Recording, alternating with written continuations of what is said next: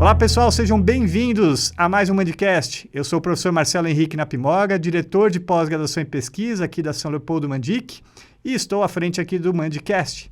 E hoje nós vamos lá para os Estados Unidos fazer uma conversa com um professor sobre odontologia baseada em evidências. Sim, as áreas da saúde, incluindo a odontologia, precisam conhecer as evidências científicas para tomar a melhor decisão terapêutica ou de conduta clínica. E a odontologia também se enquadra nisso. E é por isso que eu chamei aqui o professor Ramiro Mendonça Murata para fazer essa conversa conosco.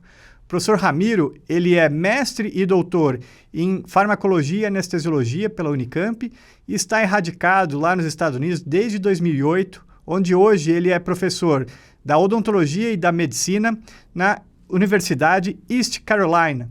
Professor Ramiro, muito obrigado pela sua presença aqui conosco. Olá, professor Marcelo. Muitíssimo obrigado pelo convite. Fiquei muito feliz de reencontrá-lo novamente.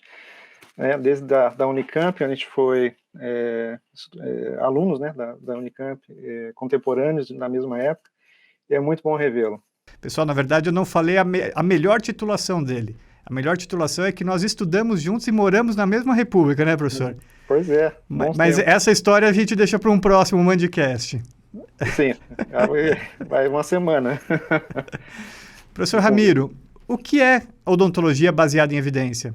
Odontologia baseada em evidência é assim, o histórico, né? Eu acho bem interessante ter um contexto histórico. Ela começou logo depois das décadas de 60 até 90, que a gente teve a década os anos da ciência. Várias áreas da medicina, né, nas áreas biomédicas, teve um crescimento grande dos jornais, lançamentos de jornais científicos, né, revisados por pares. E a partir dos anos 90 e até hoje, né, a gente encontra agora nos anos da evidência. Né, isso começou com Arthur Cochrane, David Sack, Gordon Guyatt, que foram os pais da medicina baseada em evidência. Que era a necessidade, né, dessa incorporação da evidência na prática clínica.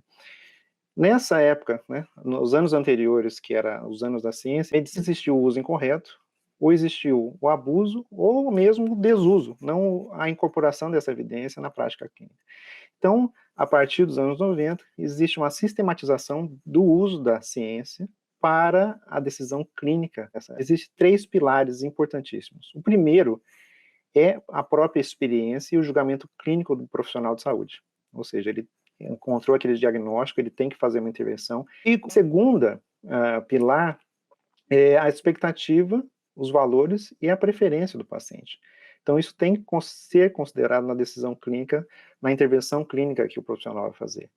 E, obviamente, o terceiro pilar, e muito importante, é o uso, né, da melhor evidência disponível, a evidência científica disponível naquela intervenção específica. Então, esses 3 pilares do uso da odontologia ou da medicina baseada em evidência. Então, é extremamente importante dentro da área de saúde. E quais são, então, os desafios para a incorporação desses pilares da evidência científica na incorporação da prática clínica? O primeiro ponto é o acesso.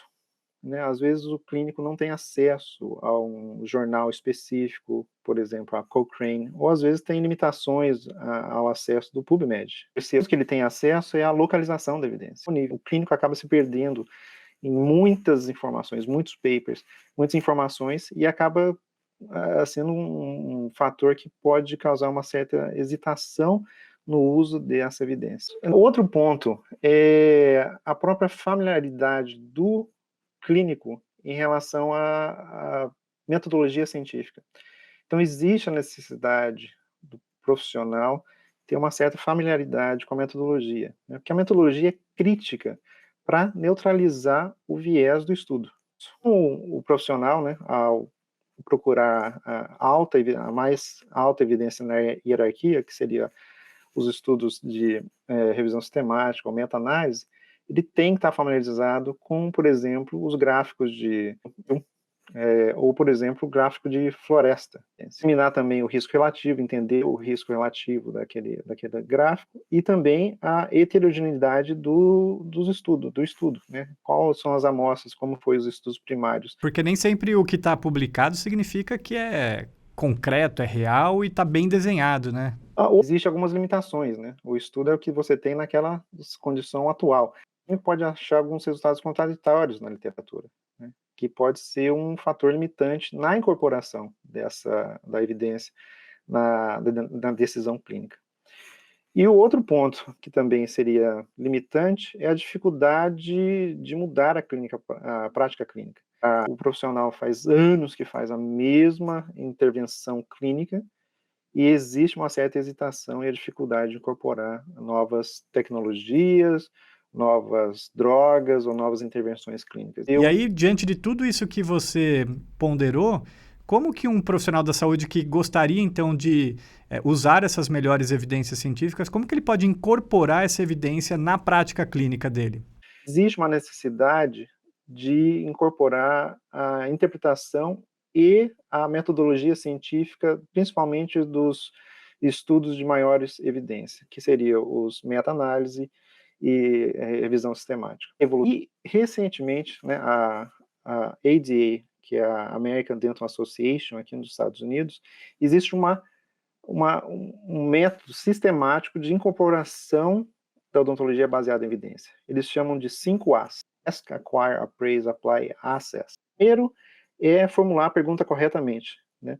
A formulação da questão naquela situação, naquele problema clínico, especificar a estratégia do uso do PICO, né, que é uma sistematização para localização de informações de evidência. Então, o profissional tem que estar familiarizado com como gerar uma pergunta que ele possa acessar a literatura e conseguir localizar essa evidência. Segundo ponto, ao achar essa evidência, ele tem que determinar, né, que seria determinar se essa literatura é pertinente nas condições que ele tem. Se você tem um paciente que é de pediatria ou um paciente com algumas comorbidades, observar se aquele estudo é pertinente para aquela condição clínica que ele está precisando, ou daquela questão clínica que ele tem. Então, ele tem que determinar se isso é pertinente.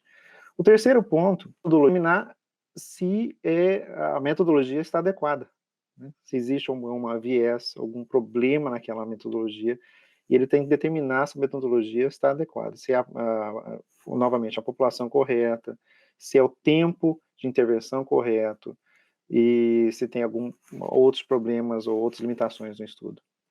Feito isso, ele tem que usar essa evidência, incorporar essa evidência na decisão clínica dele, acho que intervir, né, baseado na pesquisa, nas informações que ele conseguiu, fazer a intervenção baseado na evidência. E no final, não só ele vai ter essa intervenção, mas o mais importante é a avaliação no final, ou seja, ver se o resultado foi equivalente ou esperado como ele determinou durante a pesquisa ou dos estudos que ele acabou localizando na literatura.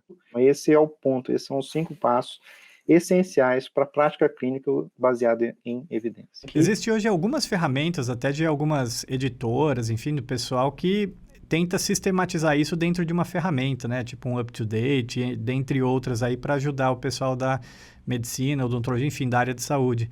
Mas quais são os desafios no desenvolvimento dessa disseminação desse conteúdo? A gente tentava expor os alunos a todo tipo de metodologia possível e imaginável. Frequentemente, a tendência ou o consenso na área é que o clínico tem que ser preciso e rápido, né, para localizar essa evidência precisamente e rápido na avaliação, porque ele não pode gastar horas, né, ou dias tentando achar evidência para determinar a decisão clínica dele.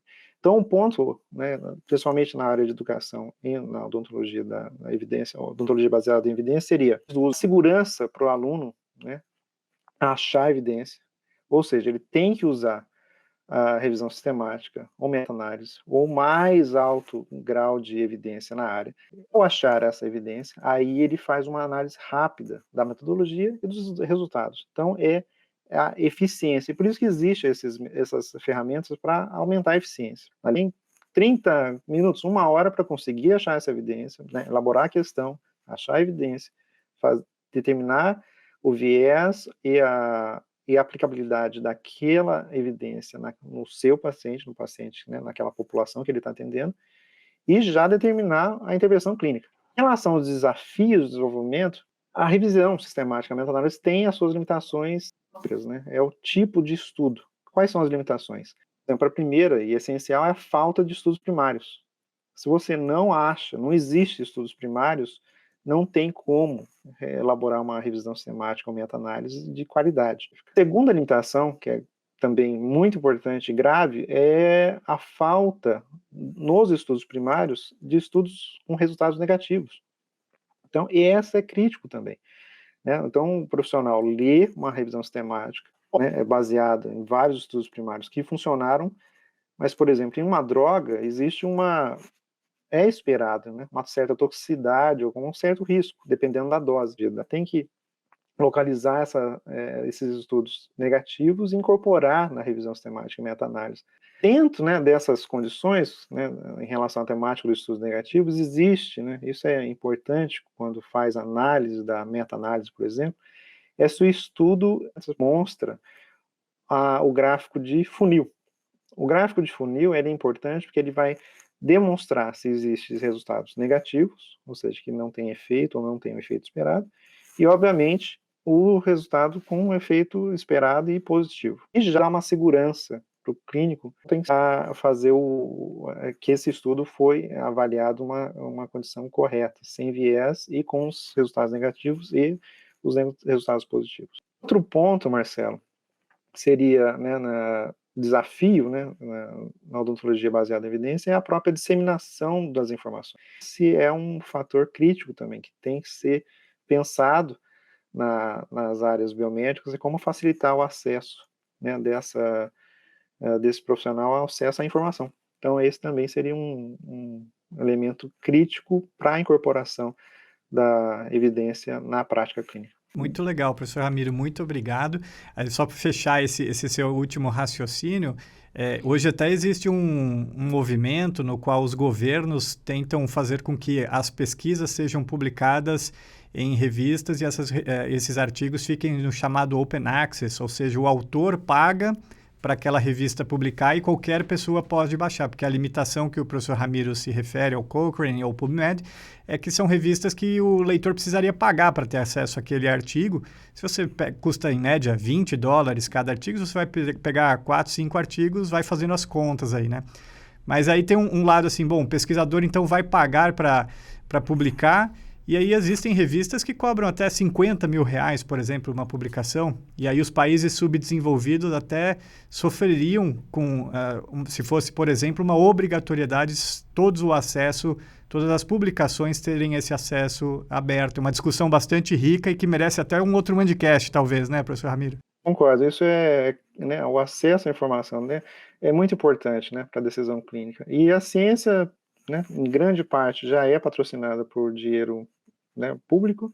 Seria a melhor política pública para, né, providenciar o acesso a essas informações, principalmente no caso, né, que nós estamos conversando hoje, seria a alta evidência, a mais importante evidência, que seriam os ensaios clínicos, né, e principalmente as revisões sistemáticas. Isso tem que ser pensado e tem que ter uma influência, né, das organizações públicas e também da sociedade, né, para tentar facilitar esse acesso não só ao clínico, mas também à população, né, que isso facilita a educação da população em relação às preferências do paciente e às expectativas do paciente. Então, isso tem que ser sempre pensado. Muito obrigado, professor Ramiro Murata, por essa excelente conversa que tivemos aqui para falar sobre odontologia baseada em evidências, como que um clínico pode tomar as suas decisões clínicas baseadas no que há de mais recente e importante na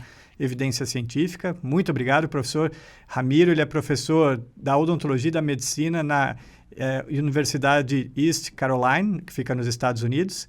Se você gostou desse nosso bate-papo, não esqueça de deixar um like aí no nosso canal, no nosso programa aqui no Mandcast, que fica hospedado tanto no YouTube como no Spotify. Muito obrigado e até uma próxima.